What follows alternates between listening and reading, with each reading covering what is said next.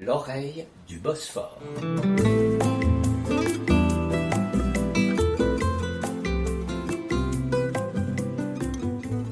C'est une joie et un honneur de vous accueillir, entouré de vos proches, de vos amis et de vos confrères à la résidence de France pour cette occasion si particulière.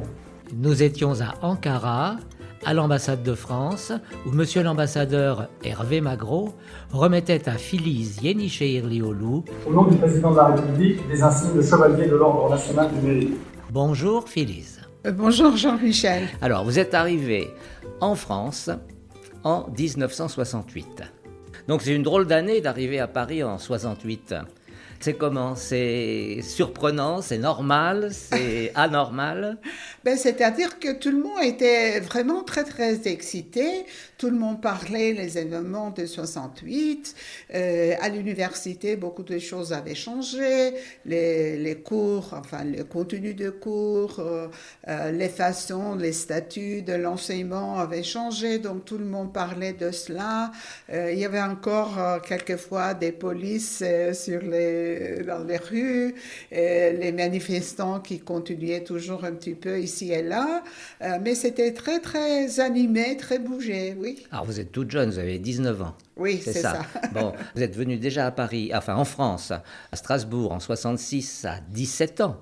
Oui, c'est ça, c'est ça. Donc, on est dans une période où c'est quand même...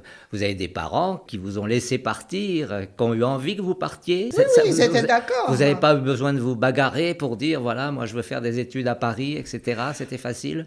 Oui, c'était un peu facile parce que mon père, il était très très moderne, il avait fait des études en Allemagne, il était ingénieur et ma mère aussi, elle était très très active, une femme vraiment très énergique et mon frère qui était un homme de la littérature, de lettres, il était, si vous voulez, me encourageait beaucoup pour que je fasse des études en France, mais aussi mon oncle qui était dans la diplomatie, il était consul à Marseille. Donc, si vous voulez, c'était une sorte de garantie quand je suis allée en France. Et justement, quand j'étais à Strasbourg, j'ai resté au consulat, là, en consulat turc. Donc, j'ai parti toute seule, mais quand même... C'était sécurisé. C'était la sécurité quand je suis arrivée, oui, c'est cela. Donc, vous venez pour faire des études d'histoire de l'art. Oui, j'étais bien décidée. Et vous avez décidé ça déjà avant de venir? Oui, c'est ça. Quand je faisais des cours au collège américain pour les filles à Istanbul, je prenais les cours de l'histoire de l'art et je pensais qu'est-ce que je vais faire comme études universitaires et tout ça. Et quand je faisais des cours de l'histoire de l'art, un jour, je me suis dit, mais pourquoi est-ce que je ne fais pas des études de l'histoire de l'art? Ça m'a beaucoup, j'aimais ça beaucoup, ça me plaisait. Ça me plaisait de découvrir les images et, si vous voulez, qu'est-ce que les images représentaient derrière leur forme qu'on voyait en première image, mais il y avait toujours quelque chose derrière cette image-là et je voulais découvrir ça. Alors, lorsque vous commencez à travailler à la Sorbonne, à Paris, vous êtes certainement l'une des rares étudiantes turques dans ce domaine. Vos profs à l'époque, est-ce que le fait que vous vous intéressiez à l'histoire de l'art en général, mais en étant vous-même de Turquie, un pays à l'époque qu'on ne connaît pas beaucoup et que vos enseignants ne connaissent pas beaucoup non plus, est-ce qu'on s'intéresse à vous ? Si vous voulez, en première année, non, parce que les cours étaient plutôt des cours théoriques, de méthode, d'iconographie, enfin vraiment des sujets assez généraux. Donc les professeurs, bon, ils donnaient leurs cours et puis avec les assistants, on fait les travaux pratiques, mais c'était tout. Mais à partir de deuxième année, j'ai commencé également de prendre des cours sur l'histoire du Moyen-Orient, sur l'histoire de l'islam, sur l'art byzantin, sur l'art islamique et en ce moment-là, évidemment, j'ai commencé à avoir des relations plus amicales, disons, plus proches avec les profs qui donnaient ces cours-là. puisque j'étais de la région, il s'intéressait à moi dans ce sens-là. Et là, j'étais évidemment très contente. Et alors, vous leur apportiez des choses aussi, vous leur apportiez de la matière. Oui, c'est ça.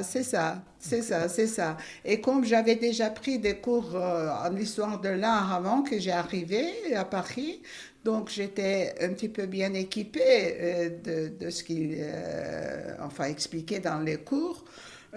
En première année, j'ai eu pas mal de problèmes avec mon français quand j'écrivais des examens et tout ça. Et je disais, puisque les mots qui terminent avec Sion étaient la même chose en anglais aussi, alors tous les mots anglais qui se finissaient avec Sion, j'ai considéré qu'ils existaient aussi en français. Alors, quand j'ai recevoir les textes d'examen, mes profs disaient « Ce n'est pas français, c'est anglais, mais on comprend. » Ils étaient très gentils. Oui, vous avez de la chance parce que c'est pas toujours le cas. C'était après 68. Oui. Donc, les profs, ils étaient gentils avec les étudiants. Je ne sais pas si aujourd'hui ce serait la même chose, si ça serait aussi facile. Alors, à partir de quel moment vous commencez à vous intéresser à la céramique? Parce que la céramique, c'est votre sujet. C'est-à-dire que avec le nouveau système à la Sorbonne, après les 68, il a fallu faire des cours pendant les 2 premières années. On s'appelait ça à l'époque les unités de valeur. Donc 10 unités de valeur du domaine que vous avez choisi à étudier et des autres départements de la faculté. Et en dernière année, il a fallu faire 2 certificats qui comprenaient des choses un peu plus avancées que les cours qu'on faisait en unité de valeur. Alors pour les 2 certificats, moi j'avais choisi l'art byzantin et l'art islamique. La raison que j'ai choisi ces 2 certificats était puisque j'ai connaissé Istanbul, j'ai beaucoup aimé Istanbul et c'était les 2 domaines que je vivais, que j'ai expérimenté en ville, en vivant dans cette ville-là. Et donc à l'époque, évidemment, en 68, il y en avait pas beaucoup, si vous voulez, les possibilités de trouver des publications étrangères en histoire de l'art en Turquie. Alors je me suis dit, il faut que je choisisse un domaine où quand je rentre en Turquie, je peux trouver, si vous voulez, les publications et les matières premières sur lesquelles je dois travailler. Donc c'est pour ça que j'ai choisi ces 2 certificats-là. Et au niveau de la maîtrise, je me suis dit, d'accord, je vais choisir un sujet sur les céramiques. Mais à cette époque-là, les études qui ont été faites sur la céramique ottomane étaient plutôt les descriptions des motifs et des compositions et d'une manière de, si vous voulez, situer ces compositions-là en tant que, une terminologie ancienne qu'on n'utilise plus, comme arabesque et comme l'art islamique en général. Donc je me suis dit, oui, il y a évidemment les motifs, mais ces motifs-là se trouvent sur des panneaux et ces panneaux-là se trouvent dans les monuments. Et dans les monuments, ce n'est pas par hasard qu'il met ces panneaux-là, parce que spécialement au XVIe siècle, avec l'architecte Sinan, qui était le grand architecte ottoman, il avait une approche extrêmement moderne de tout ce qu'il a fait. Et donc, je me suis dit, il doit avoir une raison, un programme pour cette décoration de céramique dans les monuments ottomans du XVIe siècle. Alors donc, c'est comme ça que je commençais à analyser, si vous voulez, les motifs, les compositions et comment ils étaient placés dans les monuments. Et en effet, je trouvais que ce n'était pas par hasard et que l'architecte Sinan a organisé ces panneaux-là d'une manière, si vous voulez, de mettre plus en valeur l'architecture. Donc, c'est ça qui m'a inspiré au début. Et donc, j'ai fait ma maîtrise et mon doctorat d'État sur ce sujet-là, qui m'a évidemment amené pas seulement aux monuments avec des panneaux de céramique, des revêtements céramiques en Anatolie, mais également dans toute la géographie historique de l'Empire ottoman. Et puis, si vous voulez, en Syrie, en Égypte, l'Afrique du Nord, un peu moins dans les Balkans. Donc, et après, quand je suis rentrée de la France et j'ai commencé à travailler à l'université de Hacettepe, j'ai commencé à m'intéresser un petit peu comment ces céramiques-là ont été produites. Et à l'époque, il y a toujours des fouilles à Iznik, qui était le grand centre de la production de céramique ottoman, mais il n'y en avait pas assez de publications qui expliquaient comment, si vous voulez, c'est le processus de la production. Même qu'ils avaient trouvé si vous voulez, des fours de céramique, beaucoup, et qu'ils ont trouvé des résidus dans ces fours-là, il n'y en avait pas assez d'explications. Alors donc j'ai commencé d'abord à assister à une fouille d'époque byzantin invitée par une de mes collègues à Gulpınar, près d'Assos. Et là, j'ai donc, si vous voulez, appris un petit peu comment trouver les céramiques dans les fouilles et comment les catégoriser, comment faire des inventaires et tout ça. Et après, je me suis dit, bon, il faut que je trouve des fours où je peux fouiller moi-même. Quand on parle des travaux de Sinan et des mosaïques qu'il a utilisées dans ses œuvres à Istanbul où passe le grand public, on peut parler de la mosquée de Süleymaniye, qu'on traduit par la mosquée de Suleiman le Magnifique, la petite mosquée de Rüstem Pacha, on peut dire que c'est l'une des plus jolies d'Istanbul, peu visitée, mais pourtant magnifique. Et puis celle d'Edirne, Selimiye. Et on peut également parler, mais pas du côté Sinan, mais du côté faïence, d'Iznik, donc votre spécialité, la mosquée bleue, qui est la mosquée la plus visitée. Oui, c'est ça. Voilà, la plus visitée, mais pas forcément la plus belle. Pour en revenir aux fouilles, alors vous avez participé avec des collègues à des fouilles sur différents sites, mais vous avez vous-même initié des fouilles et beaucoup travaillé sur des sites avec vos étudiants. Oui, c'est ça. C'est-à-dire que puisque je voulais comprendre moi-même le processus, comment les céramiques ont été produites, je me suis dit, il faut que je trouve un endroit où je peux faire des fouilles moi-même et où il y avait également une production de céramique. Donc, à Istanbul, au palais de Tekfur, qui est un palais d'époque byzantine du XIVe siècle, qui est resté avec ses 4 murs à Istanbul, à Eyrikapı. Il y avait, dans les années, au XVIIIe siècle, il y avait une production de céramique qui s'appelait la céramique de Tekfur. Donc, c'est un endroit qui n'a jamais été fouillé. On savait qu'il y avait une telle production à cause des archives ottomanes. Alors je me suis dit, il faut que je trouve les fours. Donc j'ai commencé à faire des études préliminaires avec mes étudiants et mes collègues et on a trouvé 2 fours à l'intérieur même du palais parce qu'il y avait un endroit clos et une cour aussi. Et c'était un endroit à l'abandon, personne ne s'en occupait? Oui. Non, personne ne s'occupait. C'était, enfin, ça dépendait au musée de Hagia Sophia à l'époque, mais ça a été clos et il n'y en avait pas beaucoup de gens qui visitaient cet endroit-là, bien que ça a été bien, évidemment, sur la liste de l'héritage culturel et tout, mais ce n'était pas beaucoup visité, heureusement, donc. ce n'était pas beaucoup, enfin, Abîmé. abîmé. Voilà, c'est ça.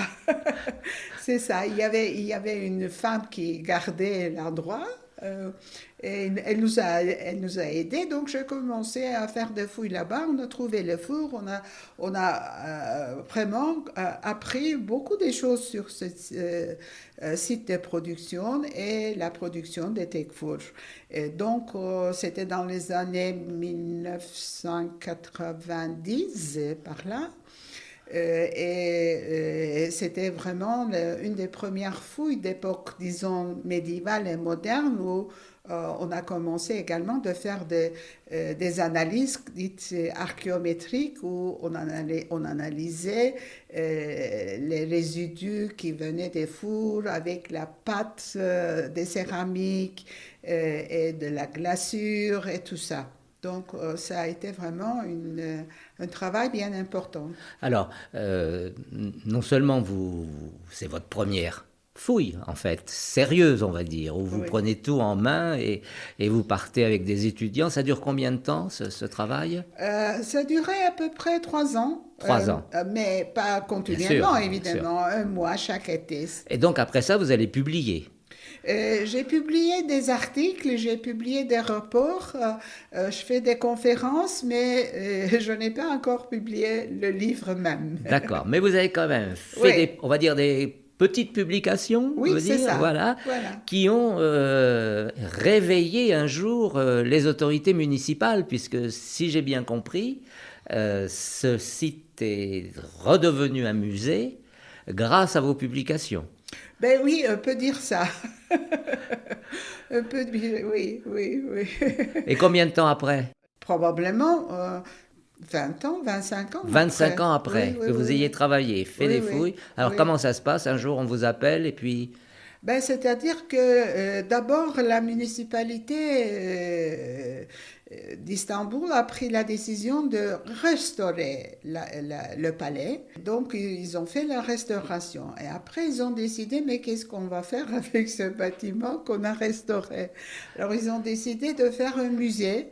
Mais ils n'ont pas trouvé quoi de mettre dans ce musée-là. Alors, donc, il faut une réunion. Ils ont appelé les spécialistes. Donc, on a discuté. Et puis, c'était facile parce que déjà, avec une fouille, on avait trouvé beaucoup des objets. Donc, on m'a dit, est-ce que vous voulez coopérer avec nous pour faire un musée ici? Et c'est ce qu'on a fait avec un autre collègue à moi, Sylvain Tassoy. C'était intéressant parce que c'est ce qu'on voulait faire avec ce musée-là. C'est d'abord, je voulais faire un musée des quartiers, qui est, à mon avis, une approche nouvelle. Un musée des quartiers, parce que les gens m'avait beaucoup aidé quand j'ai fouillé. En fait, tous les petits-enfants, ils m'ont apporté des choses qu'ils ont trouvées dans les couloirs du palais ou sur les... vraiment très, très intéressant. Il y avait aussi des gens qui ont travaillé, il y avait des ateliers de verre aussi qui ont été fondés à côté du palais au 19e siècle et qui continuaient jusqu'à XXe siècle. Donc, ils m'ont donné de leur mémoire, m'expliquer comment ils travaillaient, tout ça. Donc, c'était vraiment... j'ai fouillé, mais également, j'ai pris beaucoup des informations des gens du quartier à l'époque. Donc, j'ai voulu que les gens viennent ici s'asseoir, visiter et comprendre tout ce qui se passait dans ce bâtiment-là, parce que c'est l'essentiel, je trouve. C'est le concept de musée que l'ICOMOS a déclaré. Il faut un musée inclusif, c'est-à-dire faire part du quartier, les gens du quartier, et faire également des expositions d'après leur goût, d'après ce qu'ils veulent vraiment. Donc j'ai voulu faire ça premièrement. Deuxièmement, j'ai voulu faire une exposition où on peut continuellement comprendre comment les céramiques ont été produites. Donc ça aussi, c'était très, très important. Et j'ai voulu également montrer qu'il y avait une histoire du bâtiment même. de l'époque byzantine jusqu'au XXe siècle. Donc j'ai voulu montrer les événements, les activités qui ont pris place là-bas sur une période assez large, quoi. Donc, si vous voulez, on a fait un musée très, très, comme on dit, interactif, en utilisant beaucoup de la technologie, en essayant de reconstruire avec de la technologie comment les choses se faisaient là-bas. Donc, je suis très contente de ce musée-là. Il faut y aller visiter quand vous avez le temps. Il faut aller le visiter, oui, effectivement, parce que ce n'est pas un musée qui se visite beaucoup encore à Istanbul. Il n'est pas dans les programmes touristiques classiques. Il faut que les gens fassent un effort pour aller visiter ce musée. Oui, c'est un peu à côté. C'est un peu à côté, mais quand même, il y a pas mal de visiteurs. Surtout les étudiants du quartier viennent beaucoup. Et les individus viennent beaucoup qui s'intéressent. Et comme c'est un bâtiment byzantin aussi, ceux qui veulent connaître un monument byzantin à Istanbul, qui n'est pas une église, mais qui a quand même une domicile. Alors, il faut redire le nom de ce musée.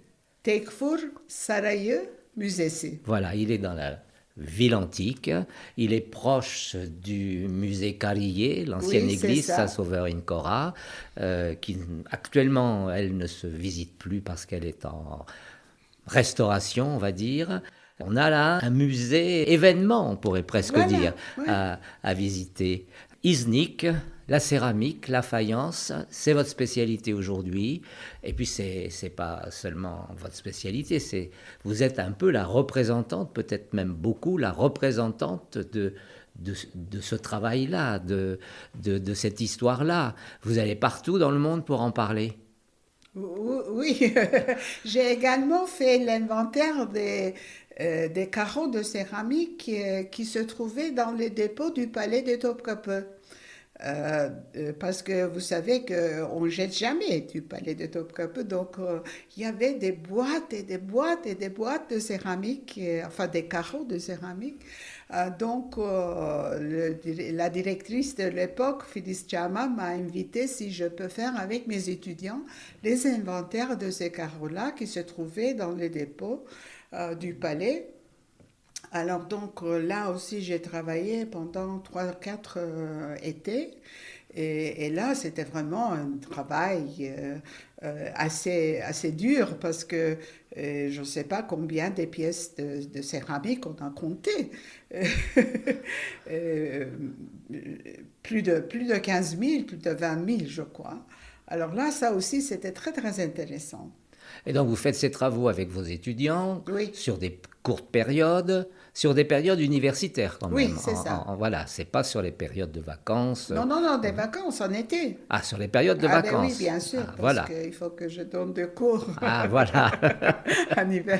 Alors, justement, ces cours que vous donnez, vous en avez donné dans plusieurs universités. Quand vous me parlez des fouilles d'Istanbul, vous étiez à Hacettepe, université. Oui, voilà. J'étais à Hacettepe. Et lorsque vous êtes au palais de Topkapı, vous êtes à quelle université? À Hacettepe, toujours. Je travaillais 28 ans à l'université d'Hacettepe. Voilà. Et en temps, j'ai travaillé aussi à l'étranger. C'est-à-dire, je travaillais 3 ans à l'université de Cambridge, en Angleterre. J'ai fait des recherches d'à peu près 8 mois aux États-Unis, à la fondation Agahan, le programme Agahan, le programme islamique de Agahan, à Boston, à l'université de Harvard. J'ai passé 1 mois de recherche de nouveau, disons, en France, à l'Institut national de l'histoire de l'art, à Paris. Ici et là, disons. Voilà. Donc 28 ans à Hacettepe, qui est la grande université d'Ankara. Ensuite, vous êtes passé également à Başkent Université. Oui, parce que on m'a proposé de former de nouveau, une faculté de beaux-arts. Alors ça m'a intéressé beaucoup parce que même que je ne suis pas spécialiste de l'art contemporain est, disons, mon hobby. Enfin, j'aime bien l'art contemporain. Donc, j'ai dit pourquoi pas. Alors donc, j'ai fondé la faculté de Beaux-Arts à l'université de Bashkent, où j'ai été le doyen pendant 8 ans. Et vous êtes passé ensuite à l'université Koç. Oui. Comment on pourrait la décrire, l'université Koç? C'est une université qui se trouve à Istanbul. C'est une université de fondation Koç, qui dépend de la grande famille Koç, un grand industrialiste de la Turquie. Ils ont un centre de recherche à Ankara qui a été fondé par Vehbi Koç lui-même pour faire des recherches sur Ankara. Donc il faut dire que Vehbi Koç, c'est l'une des 2 grandes familles turques du monde commercial et industriel, mais aussi culturel, puisqu'ils ont beaucoup d'activités culturelles dans différentes villes. Musées, universités, écoles. Et là, vous êtes aujourd'hui directrice du centre de recherche VECAM, c'est ça, de cette université. Et VECAM, ça veut dire quoi en français? En français, ça veut dire le centre de recherche Vehbi Koç pour faire des études sur Ankara.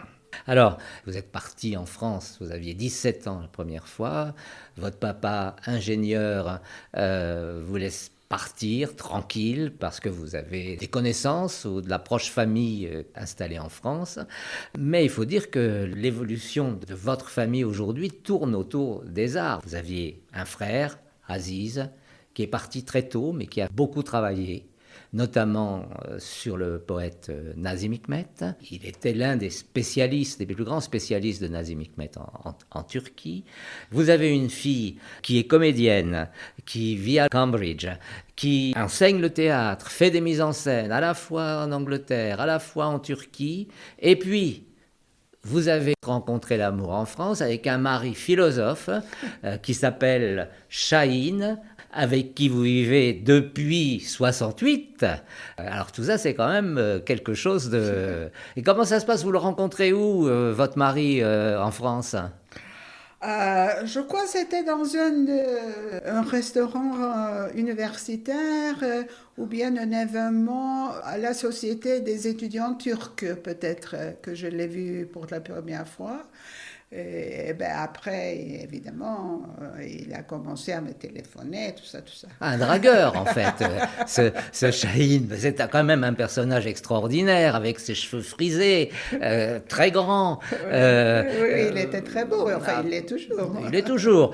Cinéphile, amateur d'art, de peinture, d'art contemporain. Il est aussi l'ami des peintres turcs de France, des peintres turcs en Turquie, et ça c'est quand même une aventure colossale, Filiz. L'amour à Paris, la vie en Turquie, les voyages un peu partout dans le monde pour parler de céramique, de faïence. De l'art ottoman, l'art et l'architecture ottoman. Et je dois ajouter aussi que je travaille beaucoup avec mes collègues encore qui sont à l'université d'Aix-en-Provence parce que eux, ils avaient fondé une association de la céramique médiévale méditerranéenne. C'est une association internationale dont je suis également membre du comité exécutif et on avait fait ensemble un des congrès ici en Turquie. C'est des relations qui continuent toujours sur la céramique, même que maintenant, évidemment, puisque je suis directrice d'une recherche, un centre de recherche sur Ankara, je m'occupe beaucoup plus des choses de ce que je peux faire ici à Ankara. Merci Filiz pour cet hommage à vos collègues de l'Université d'Aix-en-Provence. Merci pour cette histoire de vie et pour nous avoir éclairés sur l'art ottoman. Merci Filiz Yeniçerlioğlu, en vous souhaitant le meilleur pour vos prochains travaux. À bientôt, Filiz.